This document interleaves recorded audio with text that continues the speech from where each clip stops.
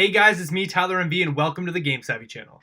So today we got a special episode. If you feel like you missed out a little bit on the Gamescom conference that just happened, well, we've got a quick wrap-up video for you to tell you all about the big announcements to come out of the conference.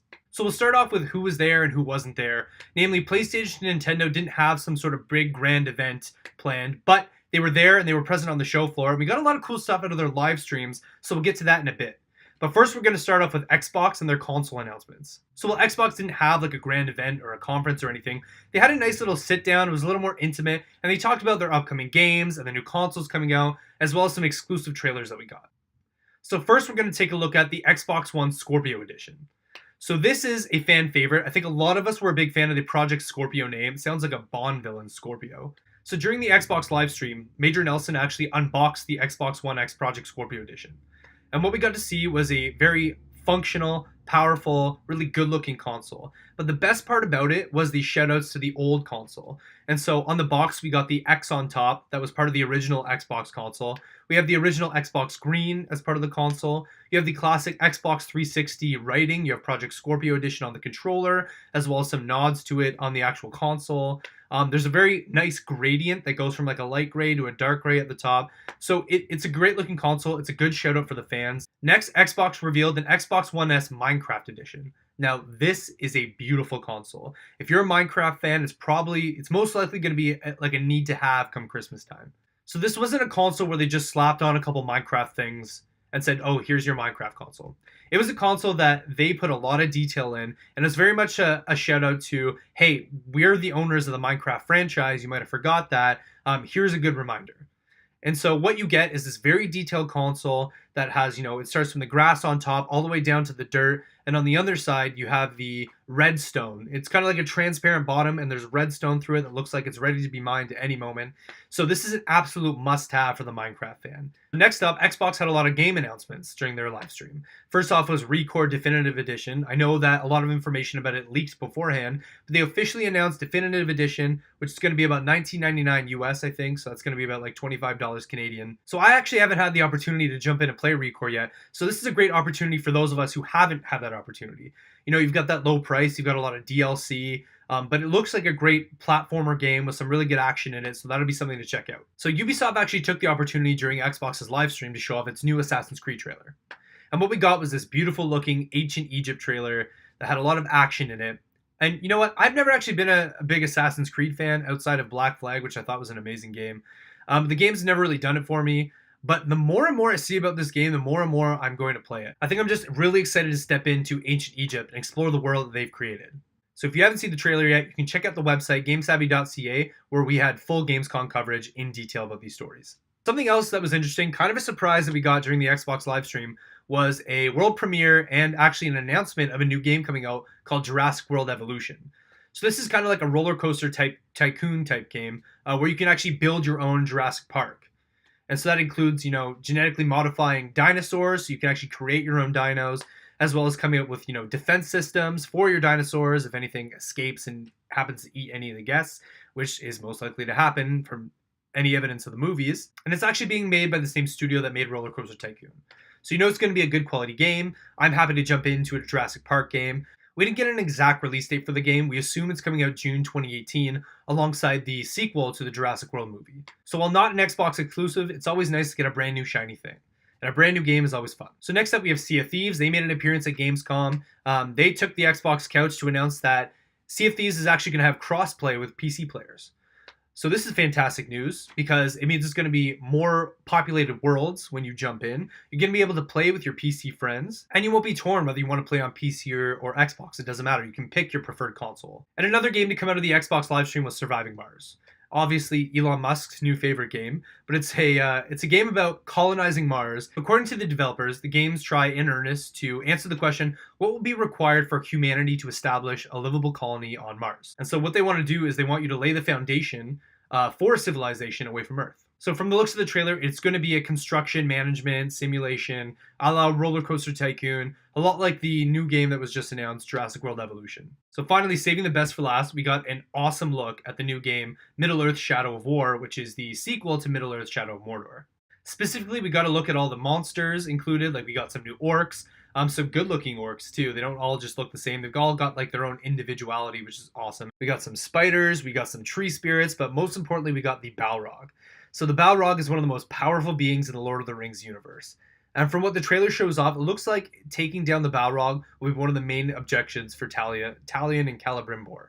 Am I saying that right? But most importantly, among the awesome looking creatures, it showed off you riding a dragon. Riding a dragon. Riding a dragon.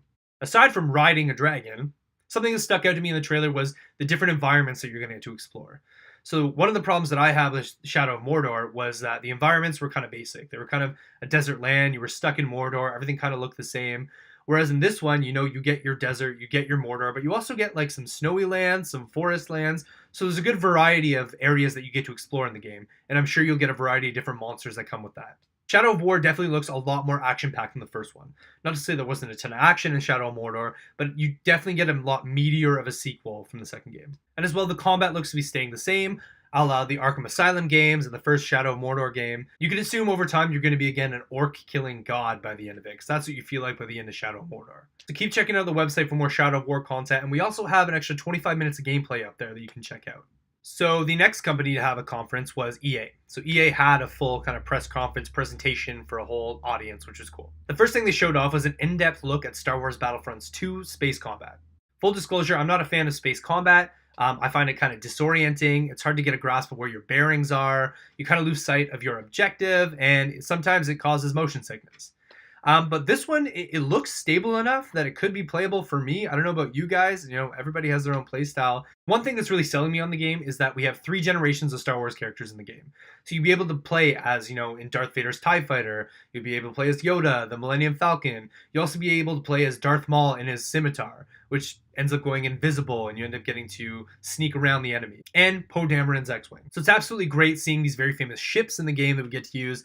It really makes the experience desirable. It's one thing to dogfight in a Star Wars game. It's another to dogfight with your favorite heroes and villains in a Star Wars game. So it creates that awesome experience for me that has me interested in this Star Wars Battlefront. So you'll be able to check out Star Wars Battlefronts 2 Starfighter Assault and their space combat on the website at gamesavvy.ca. You can check out full gameplay and the new trailer for that there. So EA actually took to the stage to explain their EA Originals program, which is a lot like ID at Xbox, where they go around and talk to indie studios and see how they can work together to make something awesome. So EA took the opportunity at this year's Gamescom to show off a game called Fate by Zoink Games. So they're developers from Gothenburg, Sweden, and they developed a game around the idea of exploring the forest at your own pace like you used to as a child. In fact, their whole press conference was very emotional, and it was very nostalgic about a time when we didn't have video games, we didn't have screens in front of our faces. So they presented a world in which everything is connected, where the magic and beauty of nature from all its creatures come alive. So as they explained in the conference, Fate is a game that you can explore at your own pace. Much like we used to as kids running around through a forest and trees, the game lets you take your time to figure things out, and find your own path and create your own personal experience with the game. It's a cute looking game that looks to have a lot of magic and a lot of story behind it. It looks to play like a classic 3D platformer, a lot like Banjo-Kazooie and Yooka-Laylee. And I personally love games that allow you to check out every nook and cranny in the game, every bottle of water, every treetop. I'm going through Breath of the Wild right now, and it's absolutely a dream come true.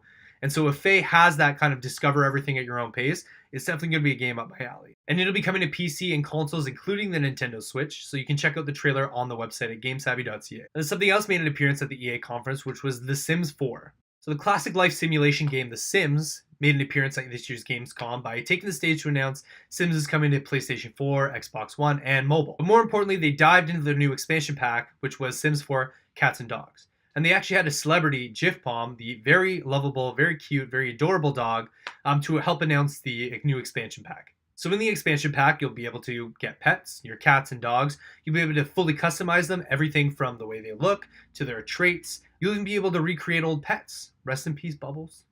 We also got a new trailer for the new expansion, which you can definitely check out the full trailer on the website at GameSavvy.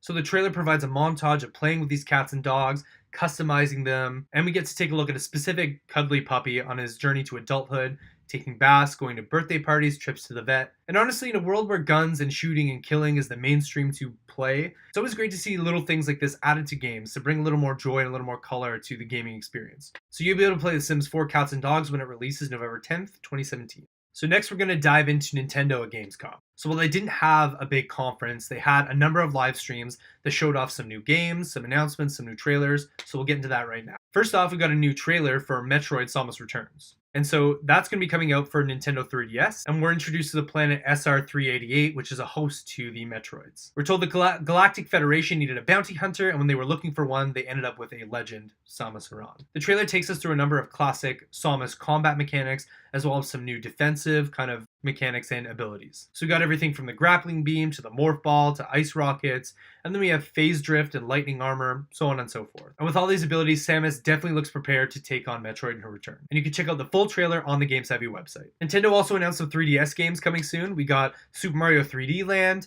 Kirby Triple Deluxe, and then we also got Luigi's Mansion 2. So if you don't remember, Luigi's Mansion is a spooky mansion that Luigi kind of explores through, has to solve the mystery, and he's got a vacuum cleaner to clean out the ghosts that are haunting the place.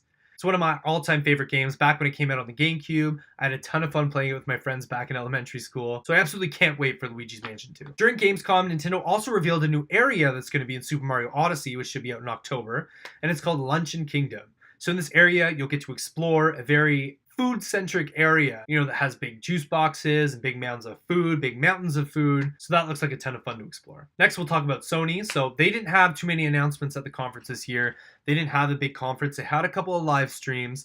But we definitely got a PS4 trailer for Shenmue 3, which you can check out on the website. So we didn't get a lot from PlayStation at this conference. PlayStation fans, don't worry, you have a lot to look forward to when PSX rolls around in December. So we can expect a lot of huge announcements there. And that's pretty much it. Those are the big announcements coming out of Gamescom 2017 this year. We looked at everything from Xbox, Nintendo, Sony, EA. We did get some stuff from Ubisoft, which mostly the same thing from E3. We didn't get a lot of new announcements from them, but we got some looks at, Far Cry 5 and Assassin's Creed Origins coming out. Something I didn't talk about in this video was Cuphead made an appearance, but there wasn't any new announcements coming from it. Let me know if I missed any big announcements in the comments below.